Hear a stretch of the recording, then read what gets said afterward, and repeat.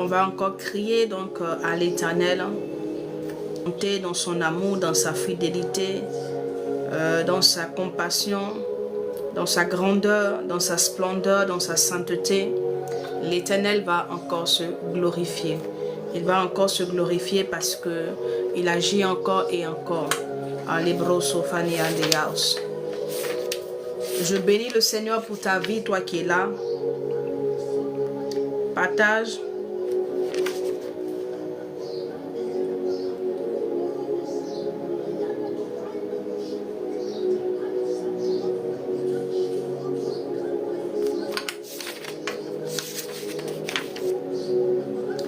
Ok.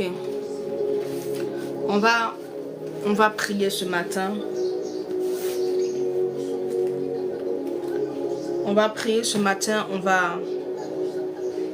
On va bénir l'Éternel. Tu vas bénir l'Éternel avec moi. Tu vas dire merci à Jésus pour la grâce qu'il t'accorde vraiment d'aborder vraiment cette nouvelle semaine. Tu vas dire merci à Jésus pour son infinie bonté. Tu vas dire merci à l'Éternel vraiment qui a encore une fois de plus tourné un regard d'amour, un regard compatissant vers toi. Alléluia. Tu es là parce que le Seigneur veut que tu sois. Tu es là parce que l'Éternel veut t'apporter cette parole. C'est lui qui fait sa sélection. Alléluia. Tu n'es pas là par hasard. Donc je te prie tout simplement de disposer ton cœur. Dispose ton cœur afin que ce que le Seigneur veut faire dans ta vie ce matin, afin qu'il le fasse. Dispose véritablement ton cœur. Jésus est assis sur son trône de gloire. Il règne. Il règne. Merci Saint-Esprit de Dieu. Merci Dieu Tout-Puissant. Mama shekerebo santaraba shintekerebos. Lebrakato sontarabrania sotarabrania zekendebos.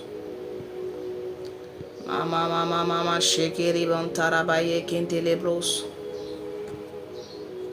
Kefandere blania sotelebrania sente. Merci encore pour cette nouvelle opportunité, pour cette nouvelle grâce,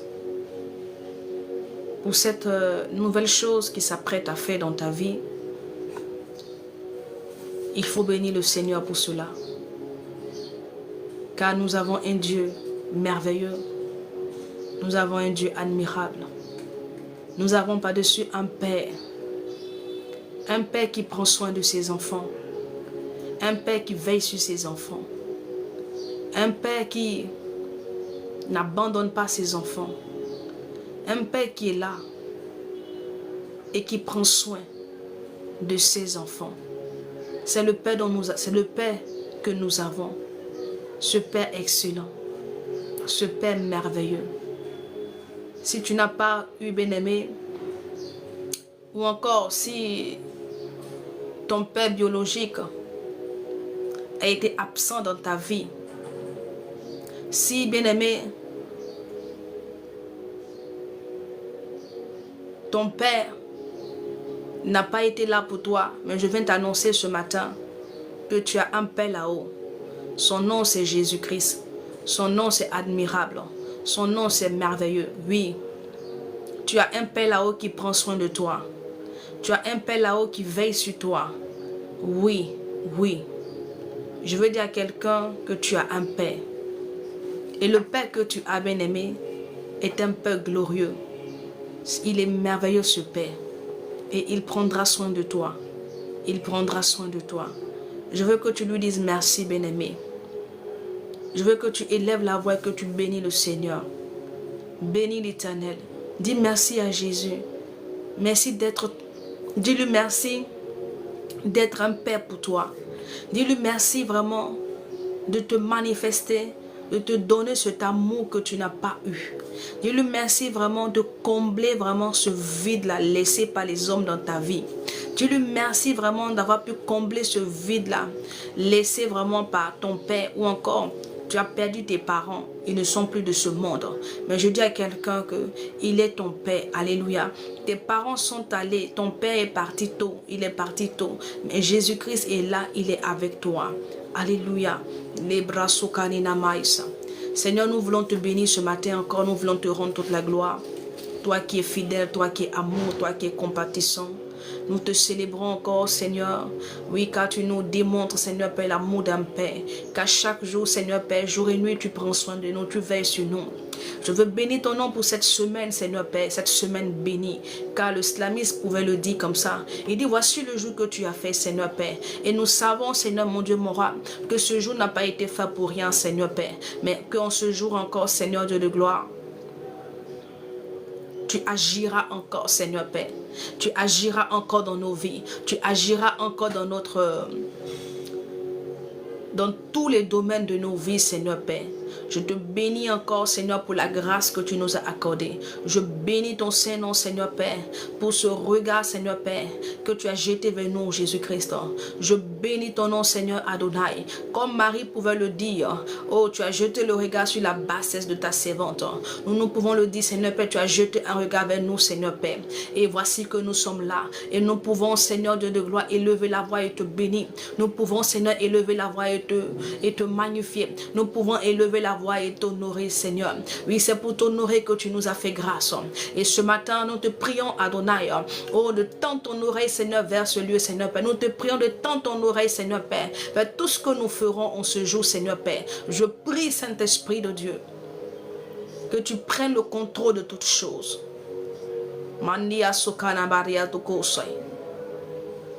Nous te soumettons ce moment. Nous te prions de te manifester, de glorifier encore ton nom et de faire connaître ta pensée. Et que cette parole, Seigneur Père, qui viendra, qu'elle vienne apporter l'équilibre, qu'elle vienne apporter le changement, qu'elle vienne pour transformer les vies. Car la Bible déclare que la parole est plus qu'une épée à deux tranchants. Que cette parole, mon Dieu, nous emmène à séparer ce qui est vil de ce qui est bon.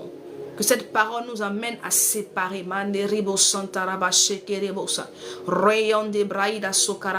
Que cette parole nous amène à séparer l'ivraie du bon blé. L'ivraie de la bonne sémence. Nous te prions, Adonai. Merci, Saint-Esprit de Dieu. Merci pour ta présence ce matin. Merci pour ta présence ce matin. Que le nom de l'Éternel soit béni. Alléluia.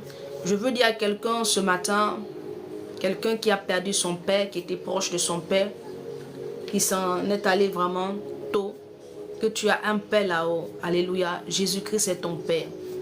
Ton père est parti, mais lui, il est là. Il est là, il prend soin de toi, il veille sur toi. Alléluia. Il est là et c'est lui qui comble vraiment tout ce vide-là laissé donc par le départ de cet être cher que tu as aimé. Alléluia. Jésus-Christ est là. Je dis à quelqu'un, ne te laisse pas gagner par la tristesse. Alléluia. Jésus-Christ est fidèle. Ok. Est-ce qu'il y a quelqu'un pour t'apporter? Est-ce qu'il y a quelqu'un pour partager? Nous venons d'entamer une nouvelle semaine. Une nouvelle semaine. Qui parle de nouvelle semaine, parle de nouvelle disposition. Parle de nouvelle bénédiction. De grâce renouvelée. De faveur renouvelée. Oui, je dis à quelqu'un, il y a des bénédictions nouvelles, bien-aimées, qui ont été stockées quelque part pour toi. Mais cela va dépendre de ta disposition. Cela va dépendre, bien-aimé, de ta disposition et de ta disponibilité, bien-aimé. Tu me diras que la semaine passée n'a pas été glorieuse pour toi. La semaine passée, tu as perdu beaucoup de marché. La semaine dernière, tu as perdu vraiment Les nouvelles qui te sont parvenues vraiment n'étaient pas de bonnes nouvelles. Et donc, quand tu fais le bilan pour la semaine passée, c'est un bilan vraiment médiocre. Mais je veux dire à quelqu'un, c'était la semaine passée. Nous venons d'entamer une nouvelle. Et je crois que dans cette nouvelle semaine, bien-aimée, certainement que la semaine dernière, tu as fait les choses bien-aimées, tu n'as pas fait les choses correctement. Bonjour, bonjour, bonjour ma soeur, comment tu vas? C'est tellement que la semaine dernière, tu n'as pas fait les choses comme il se devait. C'est tellement que tu as fait les choses selon tes forces, gloire à Dieu, selon ton intelligence, selon ce que tu connaissais. Mais je veux dire à quelqu'un, je vais prendre ce verset là pour toi. Fais les choses différemment. Je vais prendre cette parole là pour quelqu'un. Tu veux que la semaine là, elle soit différente pour toi.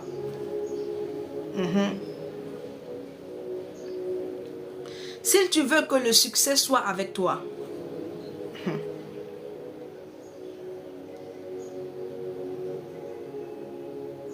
si tu ne veux pas, comme on dit chez nous, tu ne veux pas taper poteau, genre tu ne veux pas vraiment sortir encore avec un résultat médiocre en ce qui concerne la semaine. Je vais te donner cette parole là, bien-aimé, qui va certainement t'aider. C'est une parole que le Seigneur m'a donnée vraiment pour cette semaine-là. Dans le livre de Proverbes, le chapitre 3, le verset 6, il est dit comme ça que reconnais-le dans toutes tes voies et il aplanira tes sentiers. Le ici est mis pour le Seigneur. Je dis à quelqu'un, reconnais l'Éternel dans tout ce que tu fais. Tout ce que tu vas entreprendre en cette semaine, bien-aimé, reconnais l'Éternel. Qu'est-ce que cela veut dire? C'est-à-dire que tout ce que tu vas vouloir entreprendre, tout ce que tu vas vouloir faire, bien-aimé, fais-le avec l'Éternel. Inclus le Seigneur dans ce que tu veux entreprendre, dans ce que tu t'apprêtes à faire. Ne fais rien sans l'Éternel. Ne fais rien sans le consulter. Ne fais rien sans la viser. Il dit, reconnais-le dans toutes tes voies. Dans toutes tes voies, dans toutes tes voies. Même dans les décisions que tu devras prendre, bien-aimé, consulte l'Éternel. Cherche à connaître, cherche à comprendre. Est-ce que tu t'apprêtes à faire quelque chose de bon? Est-ce que ce que tu comptes faire, est-ce que la décision que tu veux prendre, est-ce qu'elle est bonne? Reconnais dans toutes tes voies. Ne te dis pas non, que non, c'est pas quelque chose de grand. Non. Toutes les décisions, toutes les actions que tu poseras en ce jour, bien-aimé, engage ton futur. Tu vas récolter cela devant là-bas dans le futur. Si tu veux que cette semaine-là soit glorieuse pour toi, fais les choses avec le Seigneur Jésus. Fais les choses avec l'Éternel. La Bible dit comme ça que nous sommes ouvriers. Donc cela sous-entend que nous travaillons, ou le Seigneur travaille avec nous. Nous sommes ouvriers avec l'Éternel. Cette semaine, sois ouvrier avec le Seigneur. Œuvre avec lui. Ne le dissocie pas dans ce que tu veux faire. Dans tes décisions, où tu veux aller, peu importe ce que tu feras en cette semaine, inclus le Seigneur.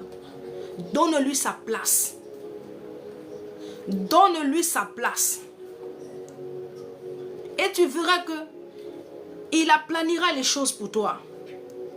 Et tu verras qu'il disposera les choses en ta faveur.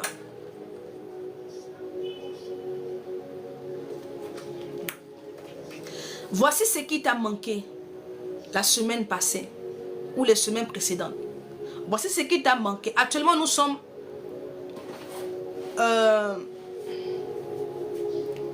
en train d'aller petit à petit comme ça vers la fin de l'année. Dans d'ici quelques mois, l'année va finir. L'année 2025 prendra fin. Mhm. Nous sommes en septembre. Donc il nous reste 4 mois. Dans 4 mois, cette année prendra fin. Et nous allons entamer une nouvelle année. Regarde un peu. Tous les plans ou encore tout ce que tu avais écrit vraiment, tout ce que tu avais prévu accomplir durant cette année. Tu as quel niveau? Quand tu regardes ton bilan, quand tu regardes, bien-aimé, ton calepin, tout ce que tu avais noté faire en cette année, tu as quel niveau?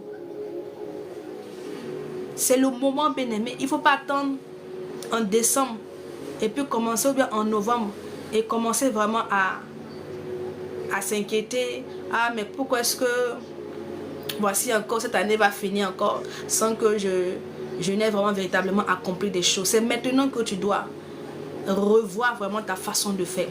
Si tu vois que, bien-aimé, la façon dont tu agis, bien-aimé, ne te donne pas d'avoir des bons résultats, revois ta façon de faire. Et la meilleure façon d'agir, bien-aimé, c'est de reconnaître l'Éternel dans ce que tu fais.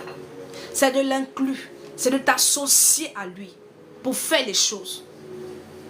Voici ce qui va te garantir, bien-aimé, le succès, la réussite dans ce que tu vas entreprendre. Et ce n'est pas tard, puisqu'il nous reste encore 4 mois. Alléluia, il nous reste encore 4 mois. Donc tu peux mal commencer. Peut-être que tu t'es loupé. Mais tu peux te ressaisir, bien-aimé, et rattraper le tir. Et rattraper le tir. En te tournant vers le Seigneur. En t'associant à lui. En collaborant avec lui. Et tu verras que les 4 mois restants seront des mois de témoignage. Mois après mois. Le Seigneur est capable de te faire rattraper, bien-aimé, les mois passés. Oui. En 4 mois, bien-aimé, tu peux même réaliser des choses que tu n'as pas pu réaliser même en 7 mois, en 8 mois ou en 9 mois. Dieu est capable. Mais je veux t'inviter ce matin à le reconnaître dans tout ce que tu fais, s'il te plaît. Ne dissocie pas le Seigneur, ne dissocie pas le Saint-Esprit.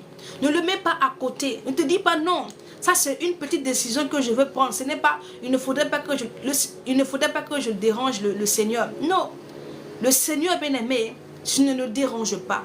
Bien au contraire, le Seigneur veut même que tu l'importunes. Oui, il veut que tu l'importunes. Voilà pourquoi il a pris. Il a donné la parabole de la femme veuve, de cette veuve-là qui allait demander justice au roi et que le roi, ne craignant pas Dieu, ce roi-là vraiment, il ne voulait pas vraiment résoudre le problème de cette dame-là. Mais la Bible dit que la femme-là, elle a tellement opportuné le roi que lui-même, il a vu que s'il ne faisait pas quelque chose, la dame n'allait pas vraiment se taire. Et donc le Seigneur veut que tu l'opportunes. Il veut que bien-aimé tu sois là, que tu insistes. Ça ne le dérange pas. Ça ne le dérange pas que tu insistes. Parce que lui-même a dit à la fin de la parabole, il dit que de ne pas se relâcher comme la veuve. Et donc il prend la veuve comme un exemple. Du fait qu'elle ne se soit pas relâchée. Mais elle est continuée, bien aimée, à opportuner. Elle a continué vraiment. C'était comme une persécution. Le roi même a vu que si je ne trouve pas, si cette veuve-là, je ne résous pas son problème-là, je ne pourrai plus dormir. Et donc, il a été obligé, bien aimé. C'est comme si, non, il a fait vraiment, c'était à contre-cœur. Donc, il a rendu justice à la veuve-là. C'était juste pour avoir la paix. C'était juste pour avoir la paix. Et donc le Seigneur veut que tu ailles vers lui. Que tu lui présentes les choses. Que tu parles avec lui. Mais ne fais rien. S'il te plaît. Sans le Seigneur. Il dit recommande. Il dit reconnais-le dans toutes tes voies. Il faut le reconnaître dans toutes tes voies. C'est-à-dire que pas dans une seule voie. Pas dans une seule voie. Pas seulement que sur la voie vraiment en ce qui concerne ta relation sentimentale ou bien encore familiale. Mais dans toutes tes voies, dans toutes les sphères de ta vie, tu dois reconnaître l'Éternel, reconnaître ses voies. Tu dois l'inclure, tu dois l'introduire dans tout ce que tu feras. Voici ce qui t'a manqué jusqu'aujourd'hui. Ce qui fait que tu tournes. Ce qui fait que tu es là. Le succès n'arrive pas avec toi. Le Seigneur a dit, il dit, c'est avec l'Éternel que nous ferons des exploits. Toi, tu penses que tu peux faire des exploits seul?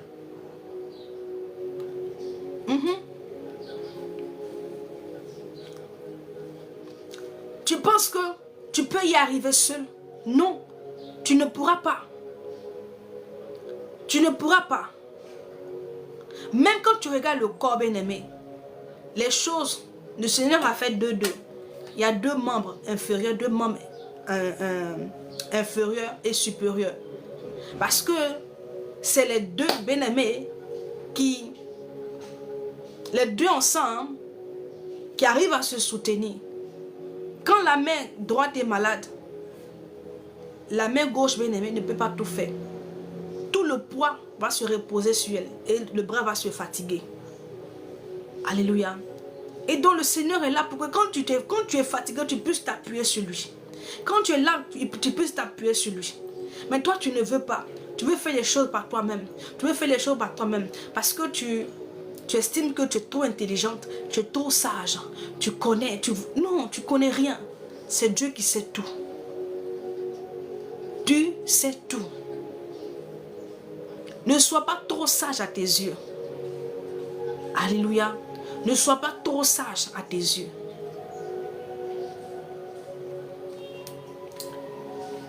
Alléluia. Ça, c'est pas le message que le Seigneur. Ça, c'est un message que je voulais donner à quelqu'un. Juste pour te dire qu'il nous reste 4 mois, l'année va finir. Dès que tu es là, tu as commencé à paniquer. Encore une année encore sans résultat. Une année sans encore vraiment pouvoir accomplir encore des choses. D'abord, je t'arrête. Parce que les paroles que la Bible dit que ce que je redoute là, ce que tu redoutes en Job, il a dit, ce que tu redoutes là, c'est ce qui finit par t'arriver. C'est que toi tu redoutes là. Et puis, la parole que tu fais sortir de ta bouche là, cette parole là, bien-aimée, qui va avoir de l'impact sur ta vie. Donc, ne te dis pas non que, depuis l'année a commencé là, je n'ai encore rien accompli. Ça fait combien de mois? Tu n'as pas encore accompli c'est-à-dire que pour toi, tu n'as rien encore accompli. Et puis tu es là, tu te poses des questions parce que l'année est en train de finir. Mon frère, ma soeur, ton inquiétude ou encore ce que tu peux penser n'a pas de poids, ne peut rien changer. Mais la seule chose qui va te permettre de changer les choses, ce qui va te permettre, bien aimé, de sortir cette année 2025 avec le succès, avec la réussite dans ce que vraiment tu avais prévu entreprendre. C'est quand tu vas reconnaître le Seigneur, quand tu vas l'associer, quand tu vas lui dire, Seigneur, je ne veux plus marcher, je ne veux plus faire chemin seul. Je ne veux plus faire chemin seul, mais je veux faire le chemin avec toi.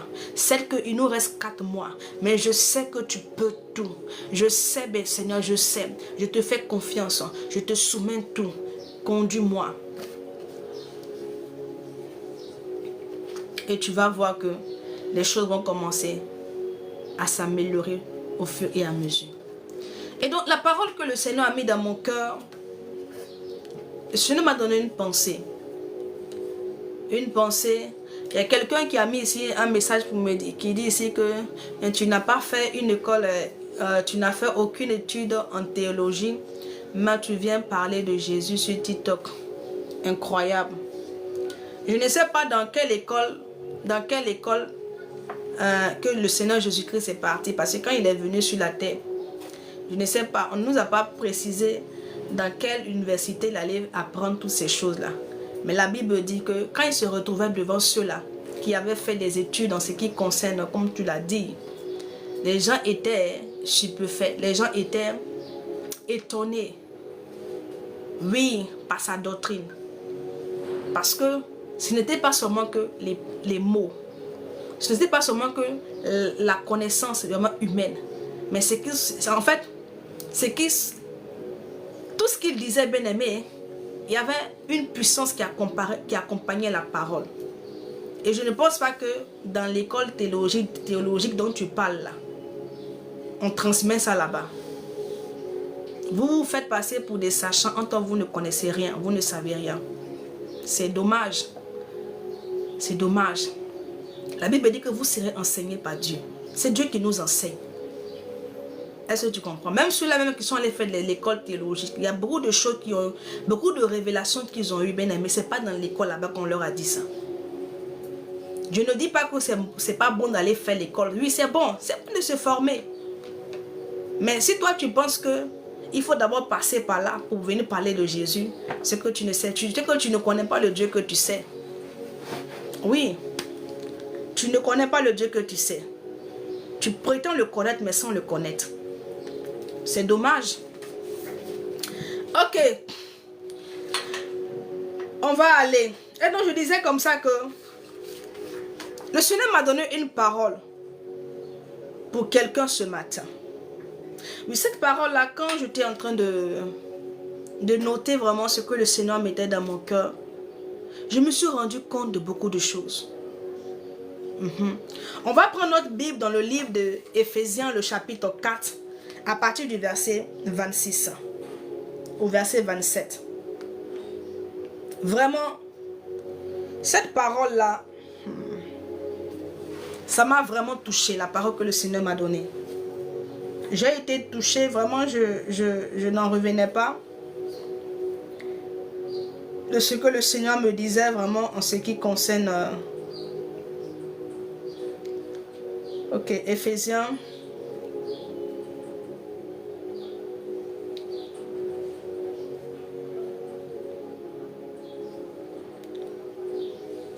Ok. Il dit comme ça, en Éphésiens le chapitre 4, à partir du verset 26. Il dit, si vous vous mettez en colère, ne péchez point. Que le soleil ne se couche pas sur votre colère. Alléluia.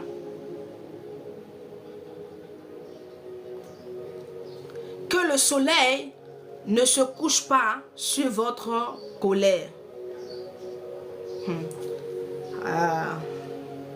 Je vais continuer au verset 27. Il dit, et ne donnez pas accès au diable. Regardez un peu.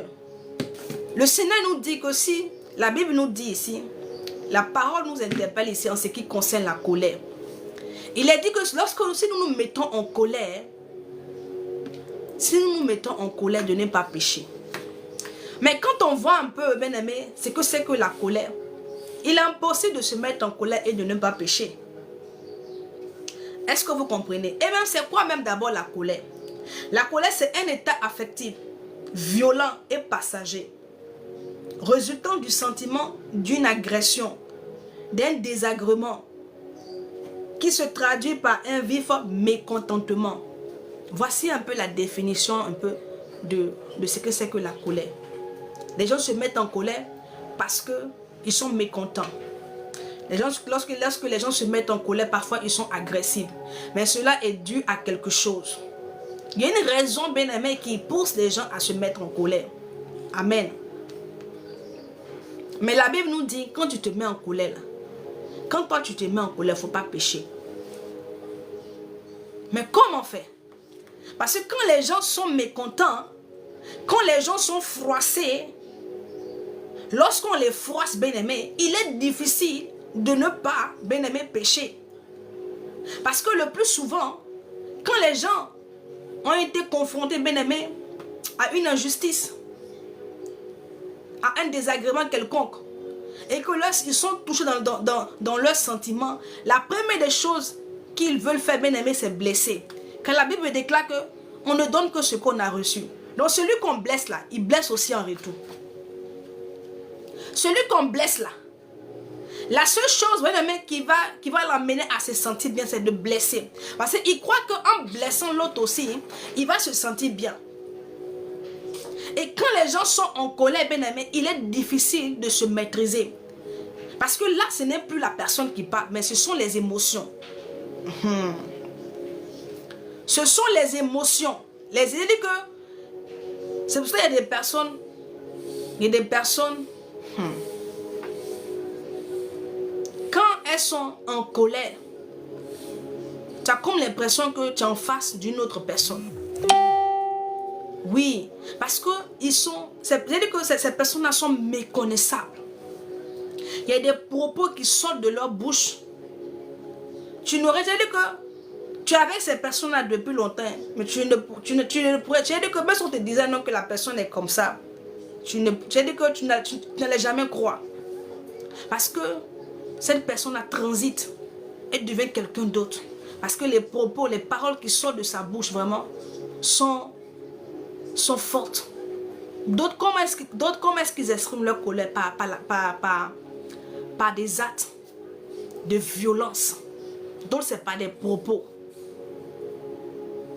Mais la Bible dit que si toi tu te mets en colère, il ne faut pas pécher. Mais comment ça? Faut pas, tu vas pécher. Il dit, quand vous vous mettez en colère, ceux qui n'étaient pas là, parce qu'on sait tous que quand une personne se met en colère, tout ce qui sortira de sa bouche là, ça ne sera pas de bonnes paroles. Ça sera des injures, des paroles blessantes, des paroles pour casser, pour briser l'autre dans son estime. Oui. Mais le Seigneur nous dit quand même que si on se met en colère, il dit si vous vous mettez en colère, donc on peut se mettre en colère, on peut être mécontent, tu peux te trouver bien-aimé ou encore être en face de quelqu'un qui certainement a eu un comportement déplacé à ton égard ou une action vraiment qui t'a déplu. Cela peut susciter en toi un sentiment de mécontentement. Alléluia. Mais il faut savoir gérer ce sentiment-là. Oui, il faut avoir le dessus. Il faut avoir le dessus. Il ne faudrait pas que ce sentiment-là prenne le dessus sur toi. Prenne de l'ascendant sur toi. Tu peux, bien-aimé, présenter ton mécontentement en ce qui concerne l'action qui s'est produite, sans pour autant blesser, sans pour autant froisser la personne, sans pour autant pécher. Mais ça, il faut avoir, pour pouvoir y arriver, pour pouvoir le faire, il faut avoir la maîtrise de soi. Voilà pourquoi la Bible parle des fruits de l'esprit, où on nous parle de la maîtrise de soi. On nous parle de... C'est-à-dire que tu dois avoir la maîtrise de soi. Tu dois savoir te maîtriser, savoir te contenir. Oui. Parce qu'on est emmené à rencontrer ou encore à être avec des personnes. Certainement que ces personnes ne feront pas toujours ce que nous voulons. Mais toi, tu dois savoir te maîtriser. Tu dois savoir, bien aimé, te maîtriser face à de telles situations. Afin de ne pas pécher.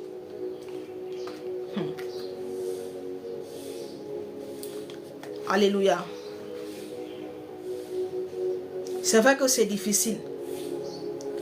Mais ce qui m'intéresse ici, la Bible dit que le soleil ne se couche pas sur votre colère.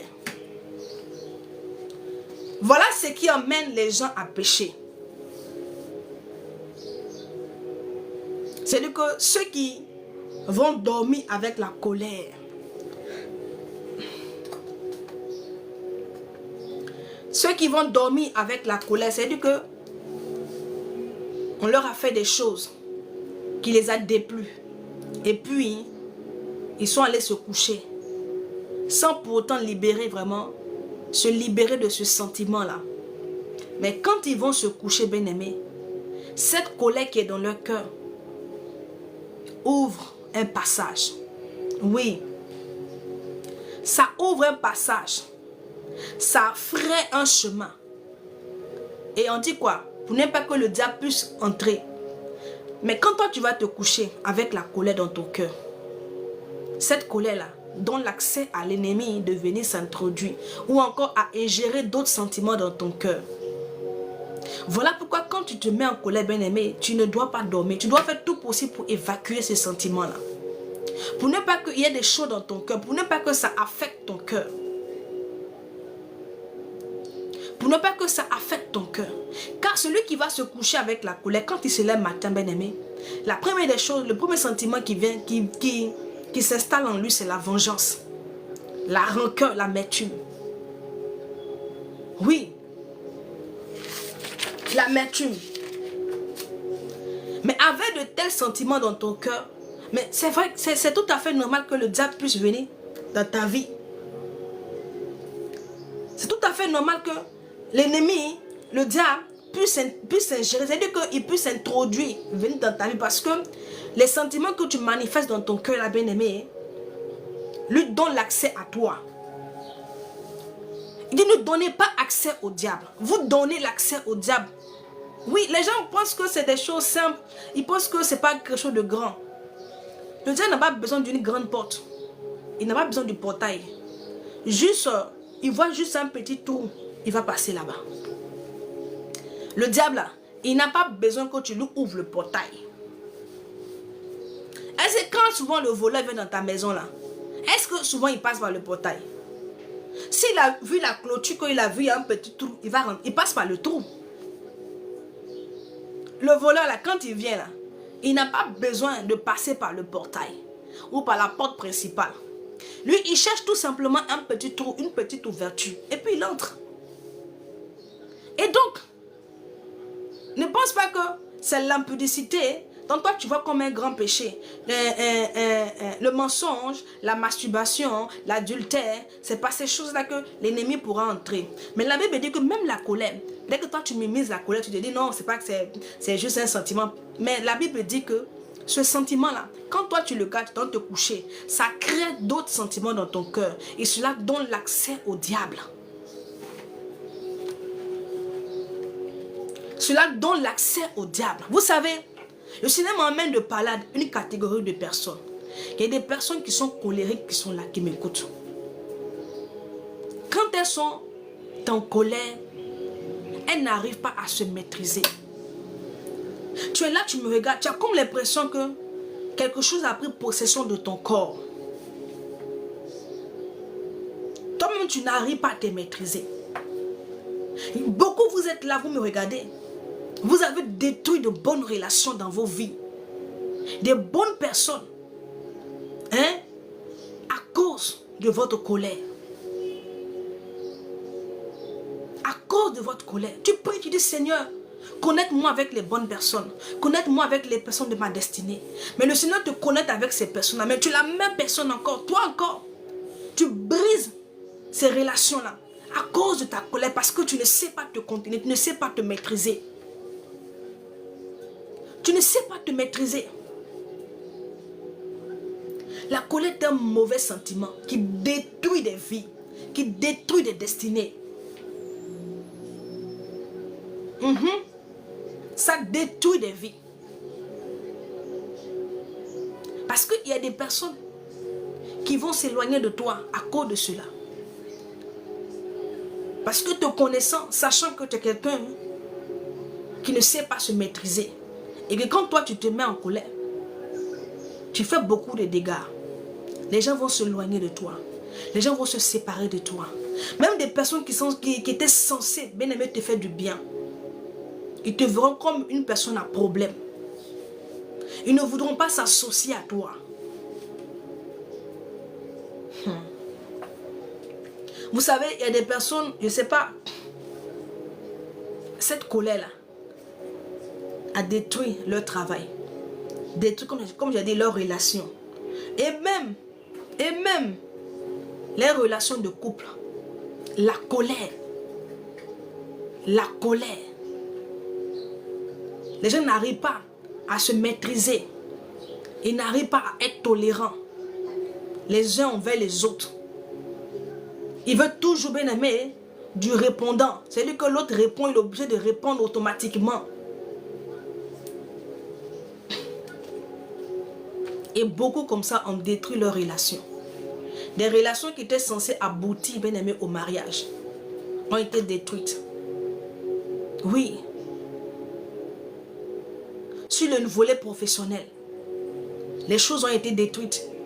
Et puis tu es là. Toi-même, tu sais que tu as un problème. Hein?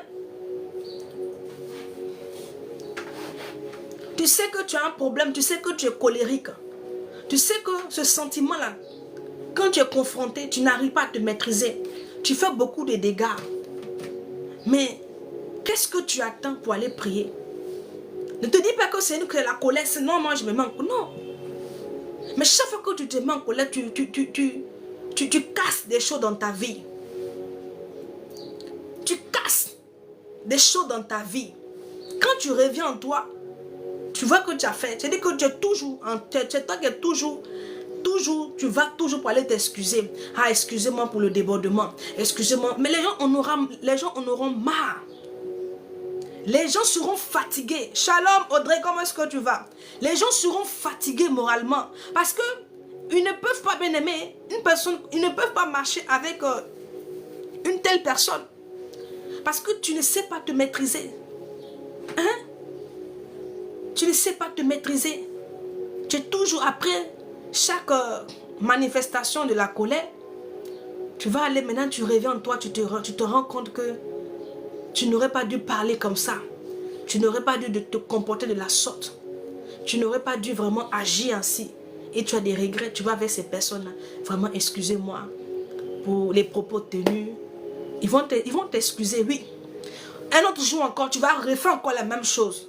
Mais les gens finiront par se lasser de toi parce que tu fatigues moralement et ces personnes-là vont s'éloigner de toi. Oui. Je suis venu parler à quelqu'un qui est colérique. Ou tu te dis que non, que tu veux te marier. Seigneur, fais-moi grâce. Il y a des sujets dont il y a des choses que vous demandez à Dieu. Dieu ne peut pas vous les accorder. Il y a des choses que toi tu demandes au Seigneur. Ce n'est pas qu'il il ne veut pas te les accorder. Mais il va emmener le Boaz, l'homme de ta destinée. Tu vas faire karaté avec lui. Tu vas lui parler mal. L'homme va partir. L'homme là s'en ira. Oui. Parce que tu n'as pas traité encore avec la colère. Parce que tu ne sais pas te maîtriser. Il y a des sujets bien-aimés que les gens négligent.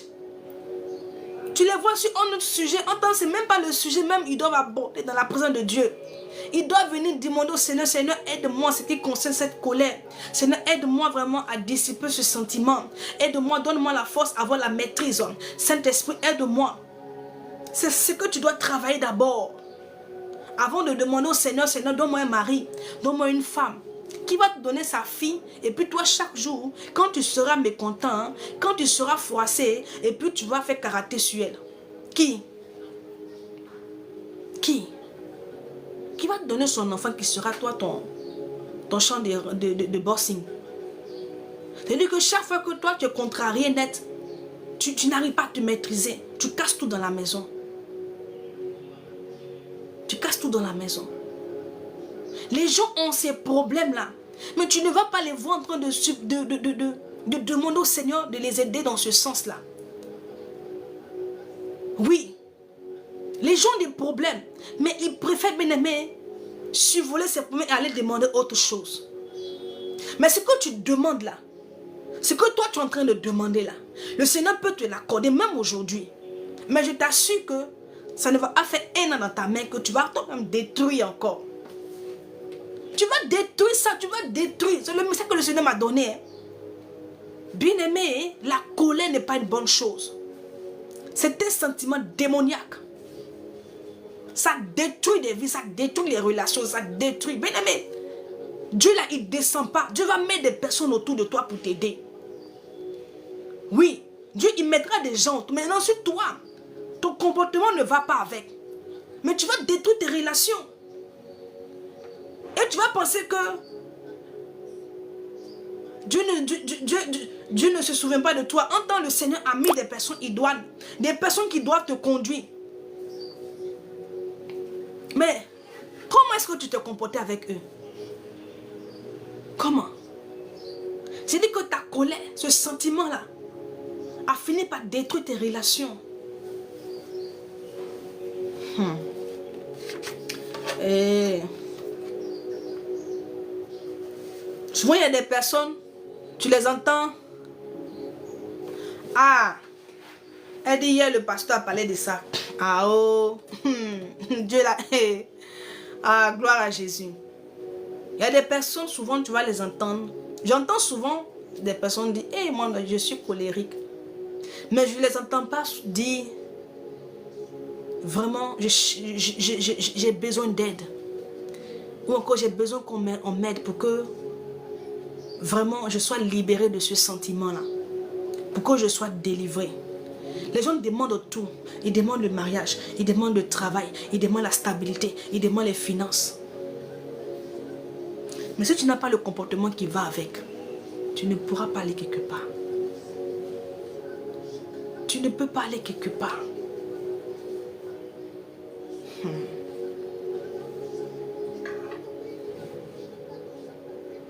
Je dis à quelqu'un, si tu as de la colère, bien-aimé, et que toi, toutes les fois que tu es contrarié, bien-aimé, tu n'arrives pas à te maîtriser. Regarde un peu les paroles qui sortent de ta bouche. Une fois que tu es contrarié net, les propos que tu fais sortir.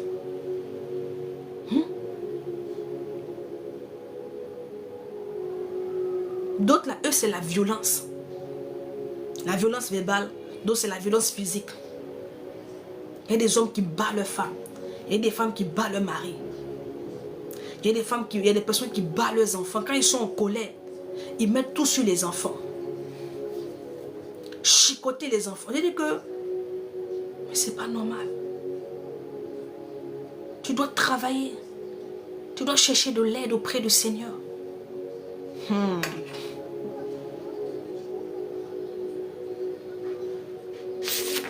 Si tu vois qu'aujourd'hui, les gens se sont éloignés de toi, mais c'est à cause de ça. C'est à cause de ce sentiment-là. Parce que les gens ont peur de toi. Il ne faudrait pas qu'ils disent quelque chose qui va te contrarier et tu vas leur sortir des insanités. Parce qu'ils savent que toi, tu es incontrôlable.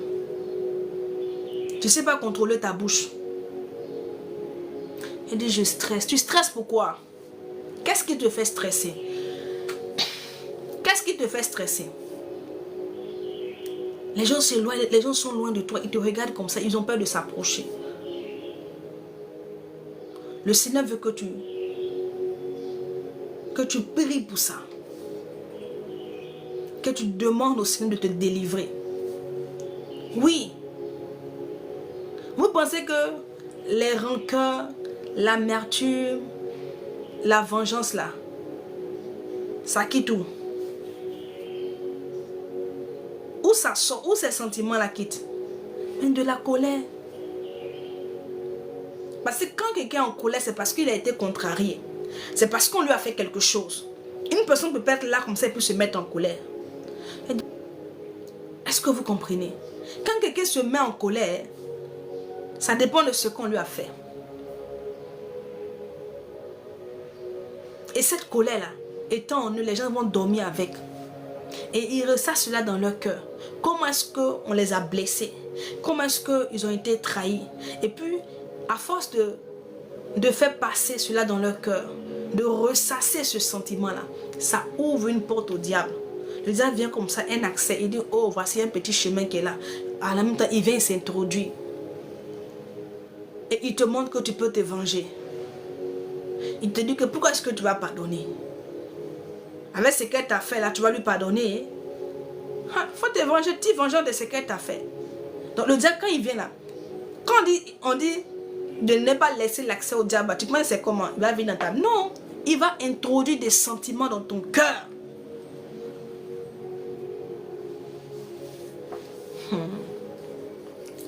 Alléluia.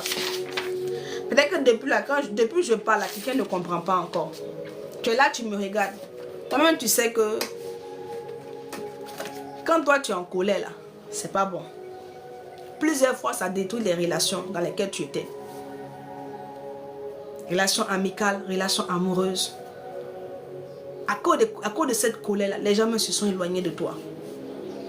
Mais tu dois comprendre, bien-aimé, que tu dois chercher à travailler cela. Vous savez, quand le Seigneur m'a donné ce message-là, je réfléchissais sur ça. Et en même temps, le Seigneur m'a fait comprendre quelque chose. Vous savez, la Bible, je ne vais pas lire le passage, hein, mais je donne pour ceux qui sont là. La Bible dit qu'en Genèse, celle qui a les tout dans les yeux là, je vais prier pour toi. Permets-moi juste de terminer ça. En Genèse 34, le verset 13. Et Genèse 35, le verset 16. La Bible nous dit, on nous dit que Jacob, quand Jacob a quitté chez Laban, il est parti, il a vu son frère concilier. Jacob a continué son chemin avec ses enfants, avec ses femmes. Ils sont arrivés à un endroit bien aimé. Et là où ils sont arrivés là, ils ont posé leur camp. Il y avait un peuple qui était là. Et on nous dit qu'il y a l'une des filles de Jacob qui est allée dans la ville là. Et quand elle est allée là-bas, il y avait un jeune du nom de Shechem, fils de Amon. On dit que ce jeune là, quand il a vu cette fille là, il a vu Dina, il a aimé Dina. Et qu'est-ce qu'il a fait? On dit il a abusé d'elle. La Bible dit qu'il a abusé de Dina. Et donc quand le jour est arrivé et que Dina a donné l'information à son père, ses frères étaient là, eux tous. Ils ont su vraiment ce que ce jeune homme-là avait fait à leur soeur. Et donc, le père de ce jeune homme-là a conclu vraiment une affaire avec Jacob. Parce qu'il a dit, bon, puisque mon fils a déjà déshonoré ta fille, donc il va la prendre en même temps en mariage, pour ne pas que vraiment elle soit vraiment mal vue et tout. Et Jacob a accepté. Mais Jacob a dit non, que eux là, ils ne peuvent pas vraiment marier des étrangers si ces personnes ne sont pas circoncis. Donc le monsieur même a accepté. Le père du monsieur, le père du jeune homme a accepté. Vraiment, parce qu'il voulait que les filles de Jacob se marient avec les hommes de son peuple. Et donc, qu'est-ce qui se passe? Jacob leur a donné sa condition, qu'ils devaient donc se circoncire. Ils ont accepté. La Bible dit, pendant qu'ils ont fait circoncire tous les hommes, il y a deux des enfants de Jacob. Siméon et Lévi. Je parle à quelqu'un, toi qui négliges la colère, tu crois que c'est un sentiment comme c'est normal. C'est que tu ne traites pas dans la prière. Va finir par te détruire. Oui. C'est que tu négliges là. C'est ce qui va te détruire. La Bible dit, Siméon et Lévi, ils avaient la rage, la colère. Ils étaient mécontents. Cette colère, c'est-à-dire que durant tout ce temps où Jacob, leur père, et cet homme-là étaient en train de trouver un terrain d'entente bien aimé, eux, cette colère-là est restée dans leur cœur. Et ça crée d'autres sentiments. Bien aimé, la Bible dit, ils sont allés la nuit. Ils ont tué tous les hommes. Ils ont tué tous les hommes là-bas. Mais qu'est-ce qui les a emmenés à aller tuer tous les hommes là? C'est la colère. La colère là, elle engendre la vengeance. D'abord la rancœur. Et par la suite, la vengeance. Ils sont allés tirer vengeance, bien aimé, de ce peuple-là. Ils ont exterminé tous les hommes.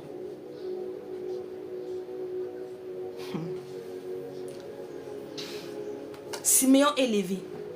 Mais oh, est-ce que Siméon et Lévi étaient les deux enfants de Jacob? Non. Léa avait Ruben. Elle a fait Ruben. Elle a fait Judas. Elle a fait Issachar. Elle a fait Zabulon. Mais pourquoi les autres là ne sont pas allés faire ça? Pourquoi les autres là, ils ne sont pas allés s'adonner à de telles atrocités? Parce que Siméon et Lévi étaient des hommes colériques. Étaient des hommes qui ne pouvaient pas contrôler leur colère. Oui.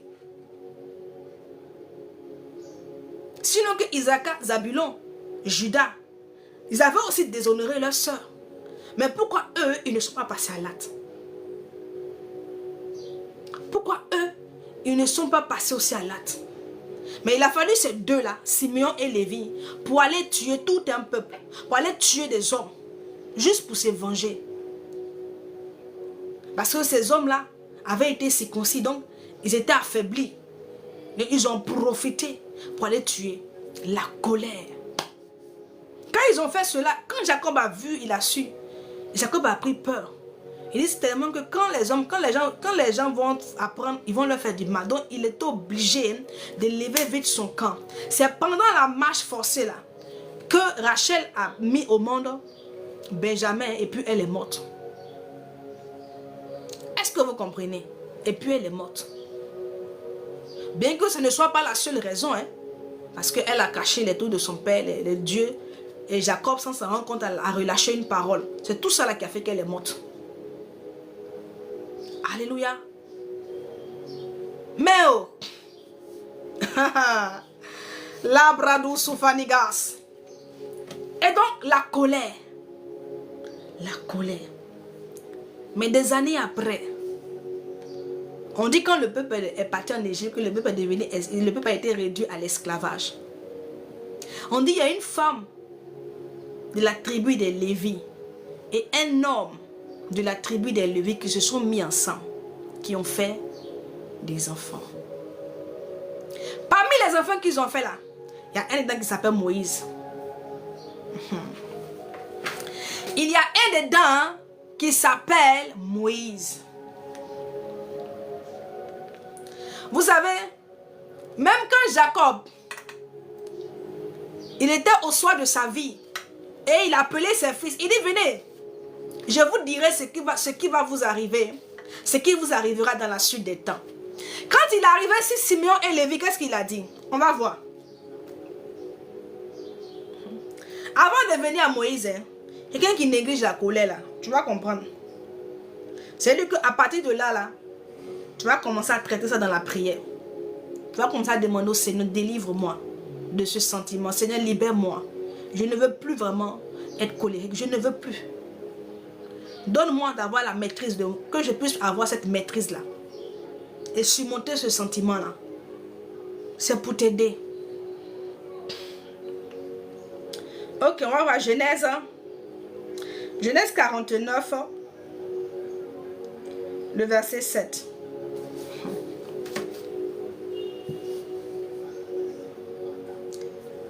Quand il les a appelés, il dit, venez, je vous dirai ce qui va vous arriver dans la suite des temps. Et qu'est-ce qu'il dit? Il dit, maudit soit leur colère, car elle est violente, et leur fureur, car elle est cruelle. Je les séparerai dans Jacob, et je les disperserai dans Israël. Il n'a donné aucune part à ces deux-là. Il dit, leur colère là, elle est cruelle.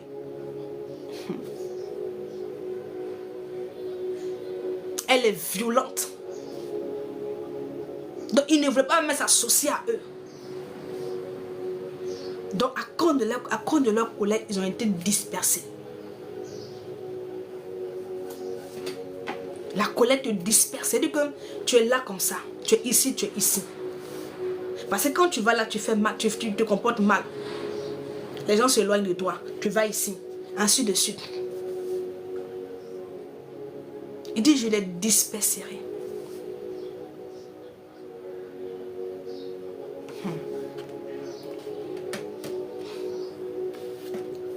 Et donc, la Bible nous dit en Genèse, en Exode 2, qu'un fils de Lévi et une fille, la tribu des Lévi, se sont mis ensemble. Ils ont fait 2 enfants.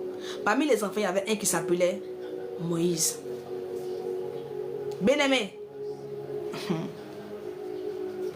quels sont ceux qui ont tué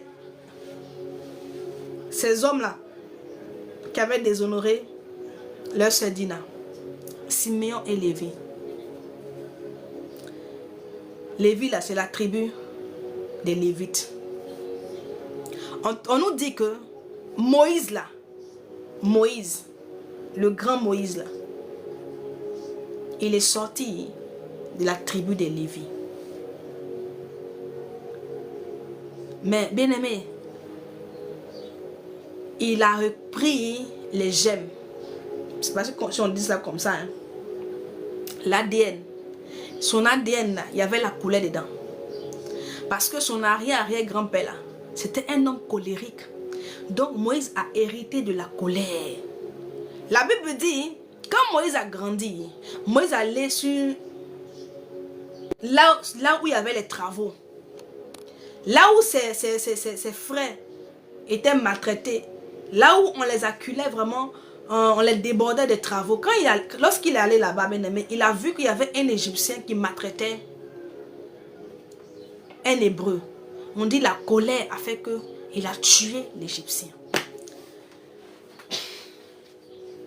C'est pas la même colère là qui a été manifestée par Lévi. Puis lui et son frère sont allés tuer les gens.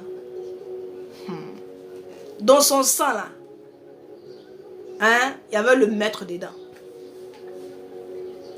La Bible dit, il a tué l'Égyptien. Qu'est-ce qu'il l'emmenait à tuer l'Égyptien? Tu penses que quand il allait là-bas, il avait déjà prémédité cela? Non. Quand il a quitté le palais des pharaons et qu'il a décidé d'aller visiter ses frères, il n'avait pas prémédité la chose. C'est quand il est arrivé, la colère, bien-aimé, il ne pouvait pas se contenir. C'est ce que Jacob a dit. Il dit, la colère, là, elle est cruelle. Elle est cruelle. Parce qu'il ne peut pas il n'arrive pas à se maîtriser. Il n'arrive pas à se maîtriser. Donc quand il est arrivé, c'est la colère là qui l'a emmené à agir comme ça. Et puis il a tué l'Égyptien. Quand il a fini de tuer l'Égyptien, il a fui, il est parti. Mais vous savez, Moïse est celui-là que le Seigneur a utilisé puissamment.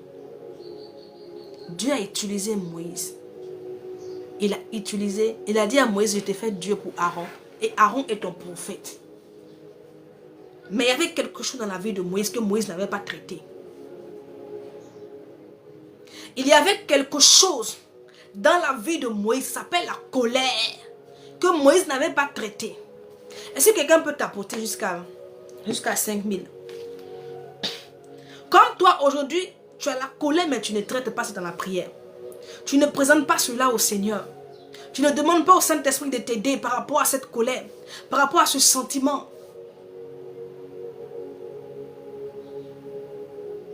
Tu ne demandes pas à Dieu. Tu ne dis pas au Seigneur, Seigneur, je suis faible en ce qui concerne cela. Aide-moi. Moïse était vraiment, le Seigneur l'a utilisé puissamment. Oui, le Seigneur l'a utilisé, mais de façon puissante. Mais il y avait quelque chose dans la vie de Moïse que Moïse n'avait pas traité. La colère. C'est la colère qui l'a amené à fuir l'Égypte. C'est la même colère qui l'a disqualifié. Ah oui, c'est la même colère qui a disqualifié Moïse. Ce qui a fait que Moïse n'est pas entré à Canaan. C'est la colère. Moïse n'a pas traité cela. Il avait l'onction. Il avait l'onction. Il avait l'onction. Il avait les dons. Il a dit qu'il pouvait manifester les différents dons. Voilà pourquoi je comprends maintenant pourquoi le Seigneur a dit, il dit dans les derniers temps là, les gens viendront diront, Seigneur, n'avons-nous pas prophétisé en ton nom? Et il leur dira, arrête de moi car je ne vous ai jamais connu. Mais bien aimé, c'est les sentiments comme ça que vous ne traitez pas dans le secret là. Vous ne cherchez pas à vous en débarrasser là, qui finira par vous disqualifier. Parce que le Dieu que nous servons là, il ne se répand pas de son appel ni de ses dons. Et donc tu peux bien aimer avoir cette colère là en toi, cette colère cruelle là en toi, où tu es là, tu parles mal aux gens, tu te comportes mal, tu es violent, tu es violente. Et puis manifester des dons. Hein. Tu peux continuer à manifester parce que Dieu ne se répand pas de son appel ni de ses dons. Et toi tu as pensé que tu es agréable à l'Éternel. En temps, tu n'es pas agréable à lui. Il t'a déjà rejeté. Seulement que comme il ne se répand pas de ses dons et de son appel. Mais c'est au dernier moment là tu sauras que donc j'avais été longtemps rejeté. Et donc dès maintenant, pour ne pas que ça te surprenne là-bas, il faut commencer à travailler ce sentiment-là. C'est que tu ne traites pas dans la prière, c'est que tu ne soumets pas au Seigneur, bien-aimé, finira par te détruire. C'est que toi, tu crois que c'est rien. C'est que tu négliges là. Et c'est ce qui va te faire mal. C'est ce qui va te faire mal demain. Jacob, comment il s'appelle, hein? Moïse était occupé, préoccupé par le peuple. Il n'a pas cherché à travailler sur lui-même. Il n'a pas cherché à travailler sur lui-même. Comme aujourd'hui les hommes de Dieu, ils sont préoccupés à aller faire les grandes croisades, à aller faire les grands programmes. En tout, il y a des choses dans leur vie qu'ils doivent traiter. Ils n'ont pas le temps pour traiter. Ils pensent que c'est les grandes croisades c'est-à-dire que les croisades qu'ils organisent, les grands programmes et machin, et ce qui va les faire entrer. Non, hein. Non, hein. C'est pas ça, hein. C'est l'état de ton cœur. C'est l'état de ton cœur qui va te faire entrer, qui va te disqualifier ou bien qui va te qualifier. Ah oui. Maintenant, ce qui concerne les armes et tout, ça c'est une autre récompense que Dieu va accorder à ceux-là qui ont travaillé, qui ont bien travaillé. Mais ce qui va te faire entrer premièrement, c'est l'état de ton cœur. Ton cœur. Les gens sont là, ils ont des choses dans leur vie. Ils ne cherchent pas à traiter dans la prière, à demander au Seigneur de les aider. Ils sont là, ils manifestent l'onction, ils pensent qu'ils sont arrivés. Ah, je vais te donner une parole, tu vas prier pour ça. Le Seigneur va te donner la maîtrise de soi. Parce que la Bible dit qu'on peut se mettre en colère, on peut être mécontent, mais sans pour autant pécher. Tu vois, non? Et donc, la Bible dit, Moïse, le Seigneur l'a utilisé puissamment, de façon extraordinaire. Oui, Dieu était avec lui. Il était la bouche de l'Éternel. Mais cependant, il y avait quelque chose. Il avait l'ADN de Lévi. La colère était en lui. La colère là, était endormie en lui. Il n'a pas manifesté la colère. Depuis qu'il a tué l'Égyptien là, ce sentiment là est resté endormi en lui. Jusqu'au jour où le Seigneur, c'est-à-dire où il était proche de sa destinée, où il devait entrer à Canaan. C'est comme ça. Voir Canaan comme le retour de Jésus. Ah oui, oui, comme le retour de Jésus. Là où il était prêt, bien aimé, il était proche de la chose. Le Seigneur n'a pas dit, non, que toi tu vas conduire le peuple jusqu'à un certain niveau et puis tu n'entreras pas. Ils étaient pressentis tous à entrer. Ils étaient pressentis tous à entrer. Mais la Bible dit quoi? Le Seigneur a demandé à Moïse, va parler au rocher. Cette épreuve-là avait été souveraine. C'est-à-dire que Moïse s'est retrouvé, bien aimé, dans cette situation où il avait parlé au rocher. Mais comme le peuple, durant le parcours, ils avaient tellement fatigué Moïse. Oui, parce que Moïse c'est un être humain. C'est un être humain après tout. Ils avaient tellement fait des choses au point où Moïse était fatigué moralement. Et c'est la colère qui a emmené Moïse à frapper 2 fois le rocher.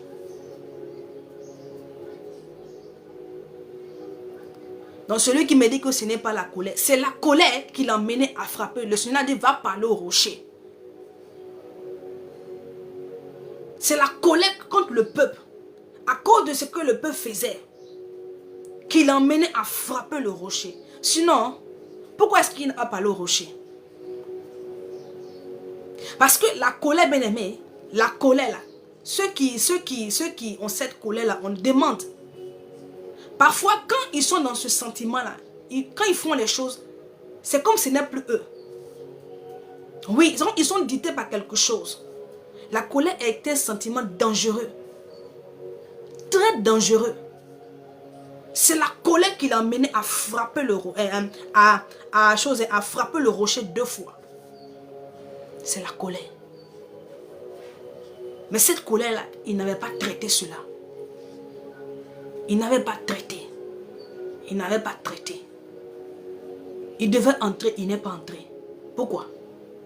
Parce qu'il y a quelque chose dans sa vie qu'il n'avait pas traité. Le Seigneur pouvait dire comme ça.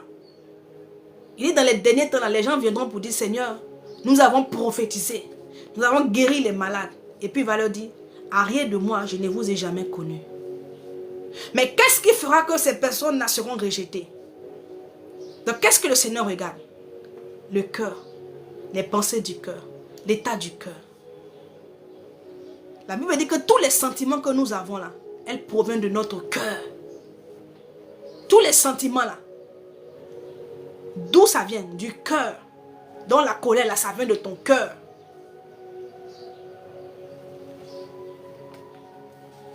Ça vient de ton cœur. Il est dit comme ça en Romains le chapitre 8, le verset 26. Il dit le Saint-Esprit nous aide dans nos faiblesses. Le Saint-Esprit nous aide dans nos faiblesses. N'ayez pas honte ou peur de dire que vous êtes faible. Oui. Quand vous vous approchez du Seigneur, reconnaissez vos faiblesses. Reconnaissez que vous êtes faible afin d'obtenir son aide. Afin d'obtenir son aide. Reconnais que Seigneur, je suis faible. Reconnais que Seigneur, voici. Combien aujourd'hui le font? Beaucoup sont là, ils négligent les choses. Les gens négligent beaucoup de choses qui finissent par les disqualifier. L'autre, Esaü, lui, il a négligé son droit d'aînesse. Il a pensé qu'il était l'aîné pour rien. Qu'est-ce que tu négliges? C'est parce que tu négliges la chose que dans la prière, tu ne traites pas cela dans la prière. Mais si tu es conscient que si je ne traite pas cela, ça peut me détruire demain. Ça peut détruire ma vie. Parce qu'il a fallu juste à Moïse, juste une action. Juste une action. Le Seigneur a considéré cela comme la désobéissance. Mais qu'est-ce qui a amené Moïse à désobéir? C'est la colère. C'est la colère. Qu'est-ce qui l'a amené à désobéir? C'est la colère. Parce qu'il était contrarié. Il était contrarié par les actions du peuple. La colère, c'est un sentiment. C'est-à-dire qu'il était contrarié. Oui, parce que le peuple avait un comportement désagréable. Et depuis ils sont sortis là, il les a supportés. C'est-à-dire qu'il a pris sur lui. Arrivé un moment, puisque cela était déjà en lui, la colère était dans son ADN. Il n'est pas entré. Il n'est pas entré. Il a été disqualifié. Le Seigneur a dit, tu n'as pas fait ce que moi je voulais. C'est ça la maîtrise de soi. La maîtrise, demander au Seigneur de te donner d'avoir vraiment la force de pouvoir vraiment te maîtriser.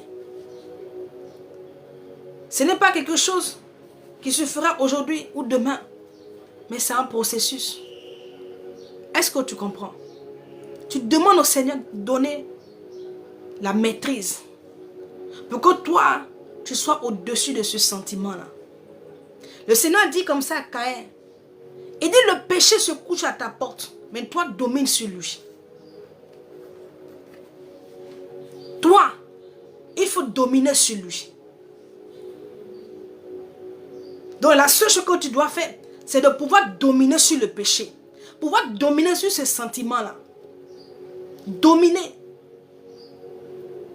Même quand tu es là, que tu as envie de te masturber, tu dois chercher à dominer sur ce sentiment-là. Quand toi tu te mets en colère, parce que c'est inévitable, hein? Oui. La colère là, forcément tu seras mécontent. Les gens vont te faire des choses que tu ne vas pas apprécier. Oui, mais il faut avoir la maîtrise pour ne pas que ce sentiment-là te dirige, mais que toi tu diriges ce sentiment-là. Voici le défi. Voici. C'est ça le défi. De ne pas être dirigé par la colère, mais de pouvoir toi diriger la colère. Oui. Parce que à cette maîtrise-là. Et donc tu sais quelles sont tes limites. Qu'est-ce que tu dois faire? Qu'est-ce que tu dois dire? Et qu'est-ce que tu ne dois pas faire? Et quand tu vas agir ainsi, mais le diable ne pourra pas avoir l'accès. Parce que ce que l'ennemi veut, bien aimé, ce qui donne l'accès à l'ennemi, c'est quand toi tu n'arrives pas à maîtriser la chose. Quand tu n'as pas la maîtrise. Et que ce sentiment-là qui te domine, qui te domine,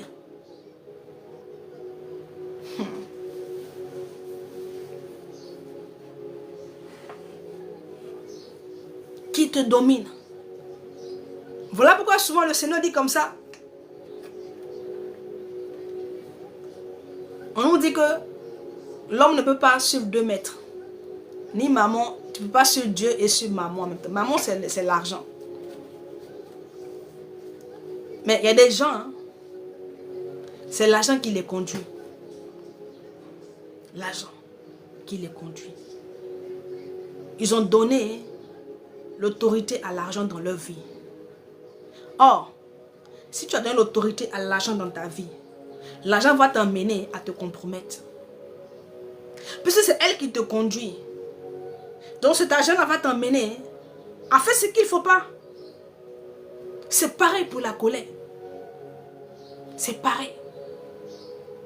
Si toi tu n'arrives pas à avoir le dessus, à dominer sur ce sentiment-là, il va te conduire dans ce qui est mauvais. Sinon on se met tous en colère. Parfois on est mécontent par rapport à certaines actions. Mais on a des limites. On a des limites dans nos actes, dans nos actions. On a des limites. On a la maîtrise de la chose. Afin que ce sentiment ne t'emmène pas à faire des choses que tu pourras regretter. Beaucoup sont dans le regret. Quand ils finissent, ils regrettent. Mais celui à qui tu as fait du mal, là, celui que tu as blessé, là, tu fais comment? Les cicatrices sont là. La colère. Je vais prier pour toi.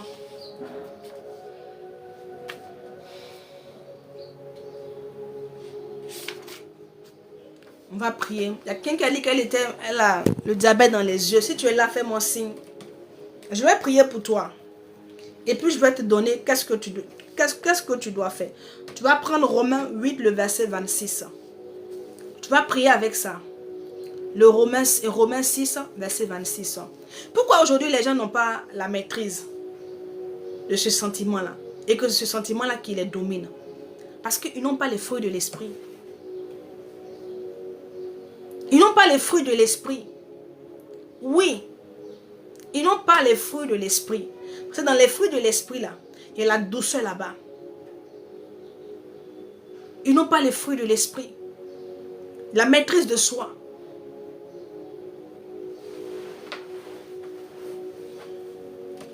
La Bible dit que tout arbre, tout bon arbre porte de bons fruits. Si tu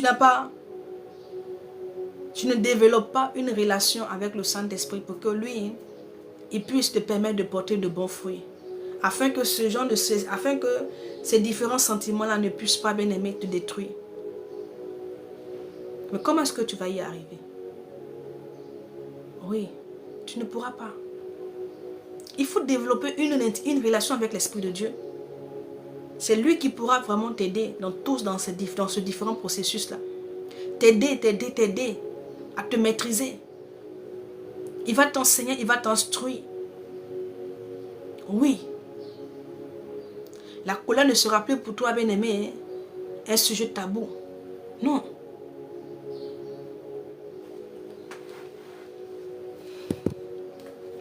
Ok. On va prier. Tu vas mettre ta main sur ton cœur. On va prier.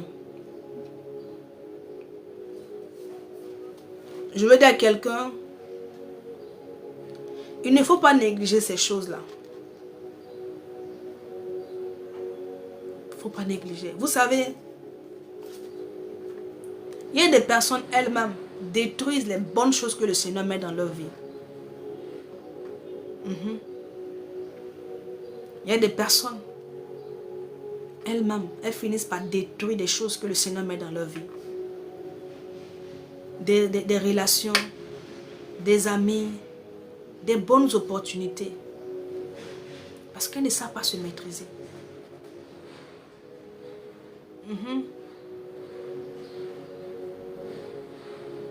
Si tu ne travailles pas ce sentiment-là aujourd'hui, tu ne cherches pas à avoir le dessus. Mais bien aimé, tu vas te retrouver en train de détruire de bonnes opportunités pour toi, pour ta vie. Pour ta vie. Tu as de la rancœur dans ton cœur. Tu as la vengeance, tu veux te venger. Tout ceci découle de la colère. Parce qu'on t'a fait quelque chose. Et ce qui a sémé, a créé dans ton cœur la colère. A créé dans ton cœur du moins la vengeance. Tu as envie de te venger. Mais qui parle de la vengeance là? On ne se venge pas pour faire une bonne action. Quand on parle de vengeance, c'est pour faire du mal. Celui qui veut se venger là, ce n'est pas pour faire du bien. C'est pour faire du mal. C'est pour faire du mal. La Bible dit, merci Saint-Esprit. Bien-aimé, la Bible dit que lorsque Amnon a déshonoré Tamar, ils ont parlé. Mais on nous dit que Absalom, qui était le frère de Tamar, il n'a rien dit. Absalom n'a rien dit. C'est-à-dire qu'il avait mal. Il avait mal parce que, vu ce que Amnon avait fait à sa sœur, et puis, il n'avait pas été sanctionné sévèrement, il n'avait pas reçu la sanction qu'il méritait, on nous dit, Amnon a gardé tout ça dans son cœur. Il n'a rien dit en mal d'Amnon. C'est-à-dire que Absalom n'a rien dit en mal d'Amnon. On ne s'est pas plaint. Il a gardé ça dans son cœur. C'est-à-dire que la colère, il a gardé. C'est-à-dire que il a gardé cela dans son cœur. Il n'a pas fait connaître ses sentiments en ce qui concernait son frère. Est-ce que vous comprenez? Il a caché ce sentiment-là. Personne n'a décelé, personne, que Amnon préparait quelque chose comme... C'est-à-dire que Absalom est en train de préparer quelque chose contre son frère. Il avait mal. Ce qu'on avait fait à sa soeur, il a eu mal. Mais il s'est tué dessus. Il a fait comme s'il a dit à sa soeur, il faut laisser. Il faut laisser. Il s'est assis dessus. Bien-aimé, et dans son cœur, il avait de la rancœur contre son frère. Il pouvait le voir, le regarder et puis rire. Mais ce qui se passait dans son cœur, c'est lui seul qui savait. Quand sa soeur lui a dit, c'est tellement qu'il était mécontent. Ça l'a mis en colère. Quand il a vu la sanction de son père, il dit bon, je ne vais pas faire paraître mes sentiments. Je vais garder. C'est-à-dire qu'il avait la colère. C'est-à-dire qu'il était en colère, mais quand il a vu que Amnon n'avait pas été sanctionné pour avoir déshonoré sa soeur, ou peut-être que la sanction était faible, il a dit à sa soeur, tais-toi. Tais-toi. Chaque fois qu'il voyait son frère, il pouvait rire à Amnon. Mais dans son cœur, il avait de la rancœur contre Amnon. Cette colère a créé de la rancœur. Il a nourri ce sentiment. Oui. Absalom, volontairement, a nourri ce sentiment dans son cœur. volontairement, il a nourri ce sentiment-là. Il a entretenu ce sentiment dans son cœur. Cette colère-là a laissé place à la rancœur. La rancœur a laissé place à la vengeance. La Bible dit que quand tu te mets en colère, que le soleil ne se couche pas, Amnon allait dormir avec la colère. Le lendemain matin, quand il s'est réveillé, ça s'est transformé en rancœur. Et cette rancœur-là l'a conduit sur le chemin de la vengeance. Et c'est sur ce chemin-là il était. C'est sur ce chemin-là il était. Il vivait que pour se venger de son frère. Mais tout est parti d'un sentiment de mécontentement. Oui. Tout est parti d'un sentiment de mécontentement. Il n'a pas apprécié une action de son frère. Cela l'a mis en colère. Il s'est fâché. Mais il ne s'est pas arrêté là. Il n'a pas dissipé ce sentiment dans son cœur. Mais il a entretenu ce sentiment-là.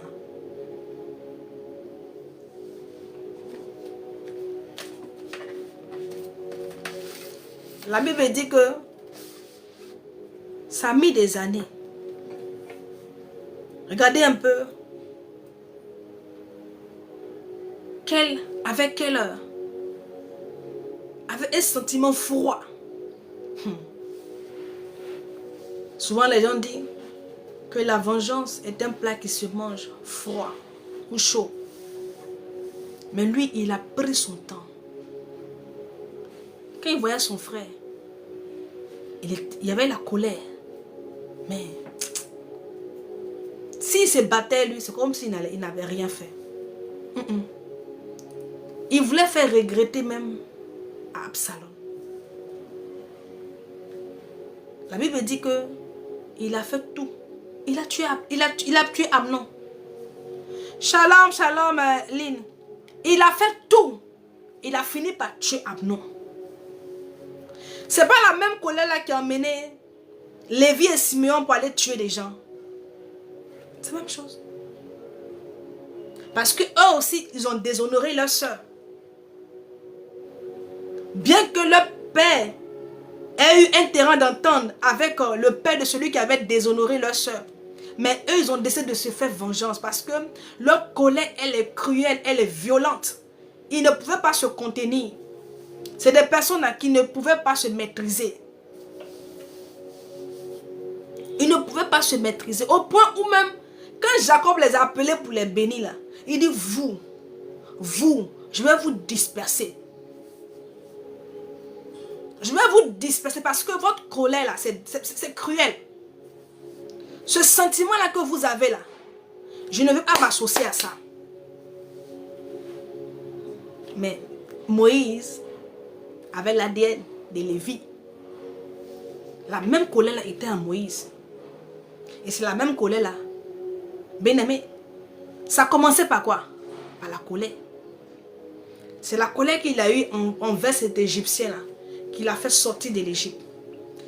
C'est la même colère là, quand il devait entrer là. Hein? Il n'est pas entré. Lui, il dit qu'il manifestait la puissance. Le Seigneur travaillait au travers de lui. Il faisait des grandes choses. Il n'avait pas pensé que ce sentiment-là était encore là. Oui. Ce sentiment-là était là. Il n'avait jamais prié pour ça. Il n'a pas traité ça dans la prière. Ce sentiment-là était là. Au moment où il devait entrer, on dit fais ça, il a fait autre chose. Parce qu'il était mécontent. Parce qu'il en voulait au peuple. Il s'est mis en colère, il a frappé. Et là, il n'est pas entré. C'est comme ça, beaucoup ne vont pas entrer. Ah oui, c'est comme ça, beaucoup ne vont pas entrer. Beaucoup ne vont pas entrer. Si chacun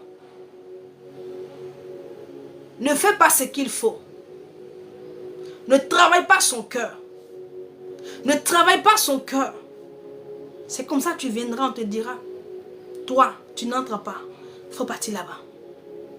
Les gens seront étonnés. Mais comment je n'entre pas? Pourquoi je ne dois pas entrer? Mais il a prophétisé pour quelqu'un, il a fait cela. Ton cœur les sentiments que tu as, les pensées que tu as ne sont pas bonnes.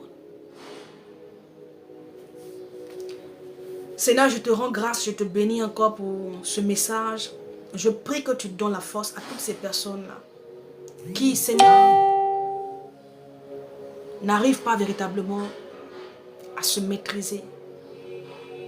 Ces personnes qui sont colériques, Seigneur, et cette colère leur bouffe la vie, détruit leurs relations, détruit les choses dans leur vie. Je prie, Seigneur, que tu leur donnes la force. Que tu leur donnes la force de, comme tu as dit à Caïn, de dominer sur ce sentiment. De dominer, donne-leur la force, Saint-Esprit, de dominer sur ce sentiment. Donne-leur la force, Adonai. Les bras sofaniga, c'était brania soais. Ryan de blanc de sauter les haines de grailles de shida highs. Donne-leur la force, Seigneur, de pouvoir dominer sur ce sentiment. La Séphanias, au nom de Jésus.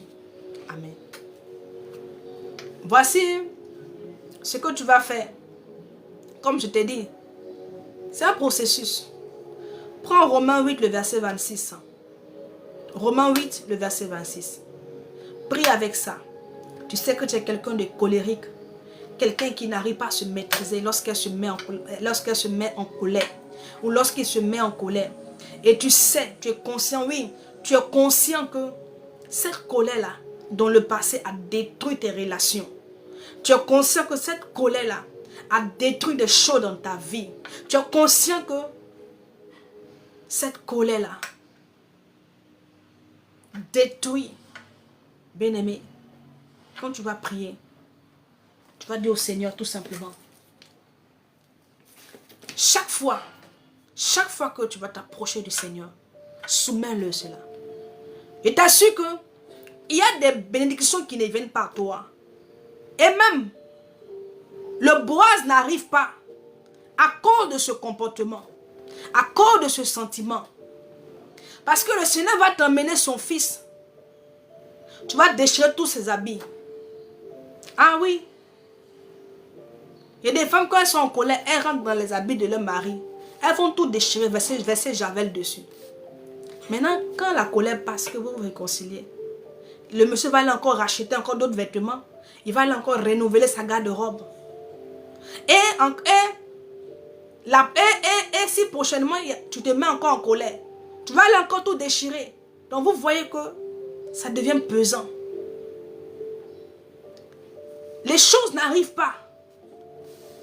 Parce que vous devez travailler. C'est-à-dire qu'il y a des choses dans vos vies que vous devez travailler. Ou du moins, que le Seigneur veut travailler. C'est pour cela que le Seigneur te fait passer par l'école de la transformation. Voici pourquoi il te fait passer par l'école de la transformation et du brisement. Mais toi, tu trouves que c'est pas bon. Mais l'Éternel voit des choses en toi. Si ces choses ne sont pas traitées, ça va te détruire demain. Si ce n'est pas traité, bien-aimé, ça va te disqualifier. Et donc, il veut d'abord, préalable, traiter ces choses en toi.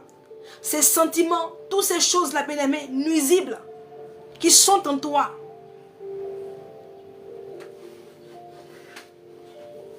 Vous pensez que Dieu a peur de vous bénir? Vous croyez que le Seigneur a peur de vous bénir? Ou bien qu'il ne peut pas vous bénir? Mais tu te trompes. Tu te trompes sur toute la ligne. Voici ton caractère, ton comportement qui fait que jusque-là, le Seigneur met les choses en attente dans ta vie. Mets les choses en attente dans ta vie. Oui. Oui. Regarde même. Tu es dans une relation. La personne ne t'a même pas encore amené au mariage. Il n'est même pas encore allé voir ta famille. Mais quand il y a une petite dispute, tout ton visage est enflé. L'homme là va te boxer jusqu'à toi-même, tu ne sais pas. Mais si on part au mariage, mais tu vas mourir là-bas. Mais tu vas mourir. Tu vas mourir. Un tel homme comme ça là, tu es sûr que tu vas le suivre pour aller au mariage. Même sa dot, même tu ne prends pas. Ah oui. Même sa dot, tu ne prends pas.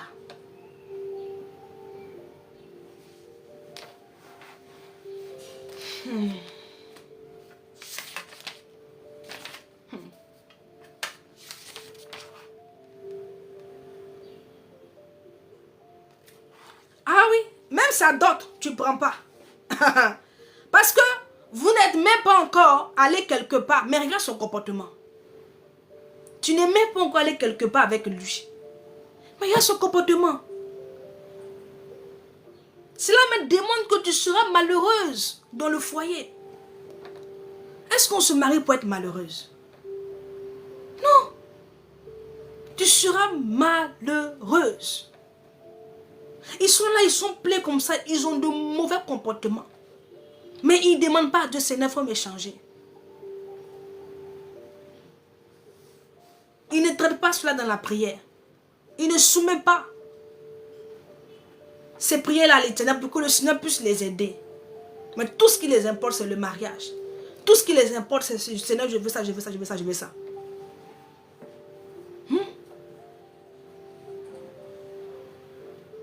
Ah, je ne sais pas comment est-ce que les gens font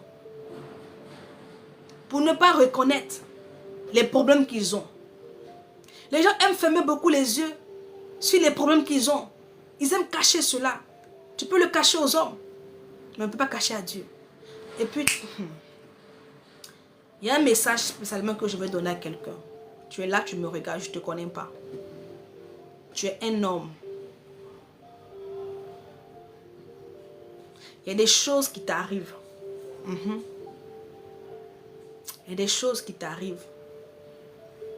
Tu n'oses parler, tu n'arrives pas à parler, à faire connaître cette chose-là aux gens parce que tu te dis que les gens vont te juger.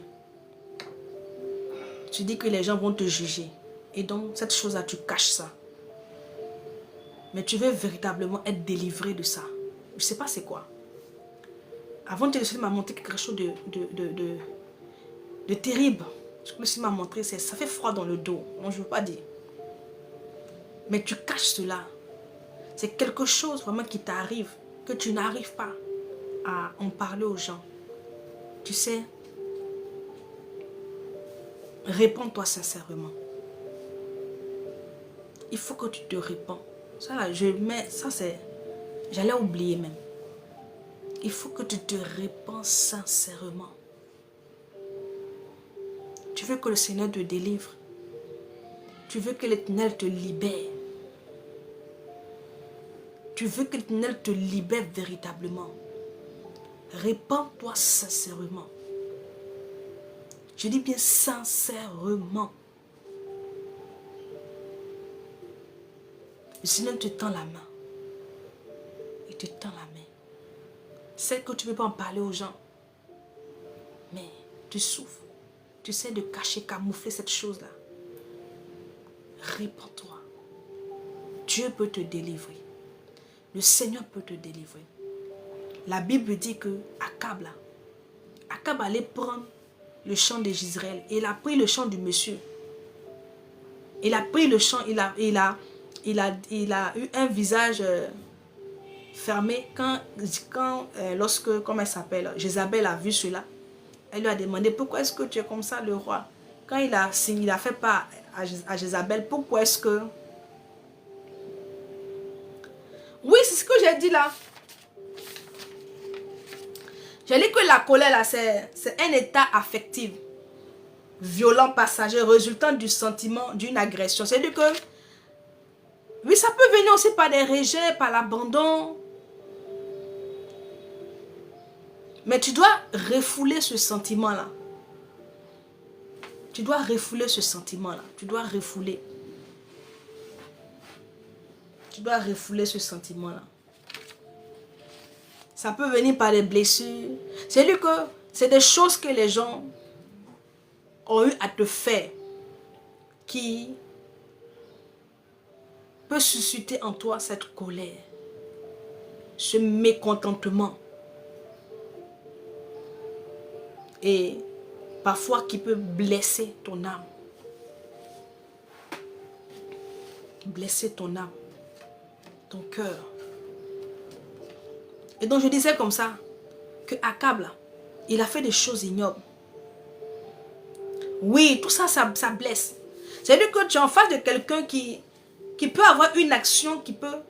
C'est un sentiment en fait. L'action peut te blesser. La personne peut dire quelque chose. Et puis ça va te toucher. Et dans tes sentiments, tu seras touché dans ton sentiment. C'est-à-dire que tu seras touché émotionnellement. Mais comment est-ce que toi tu vas réagir? Parce que quand beaucoup sont touchés émotionnellement, ça les emmène à avoir une réaction excessive. Oui. Avoir une réaction excessive. Ils vont du tic au tac. Les gens ne prennent pas le recul. Dès qu'ils sont blessés, dès qu'ils réagissent, mais violemment.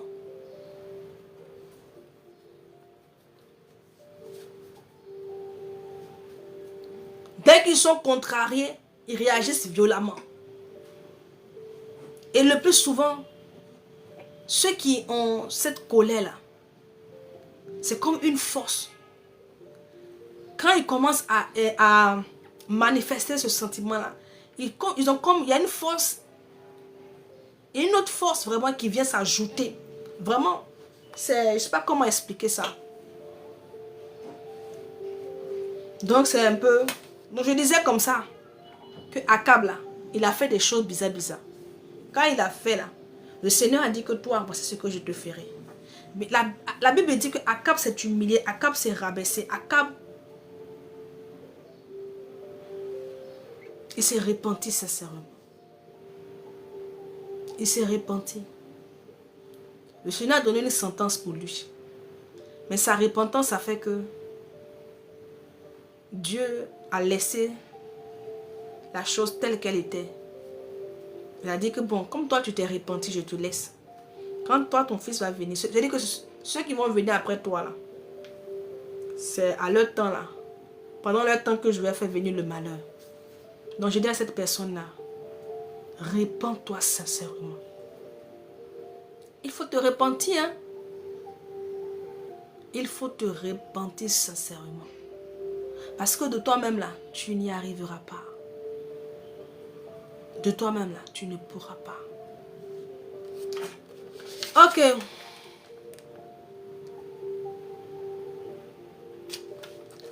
Ok, attends.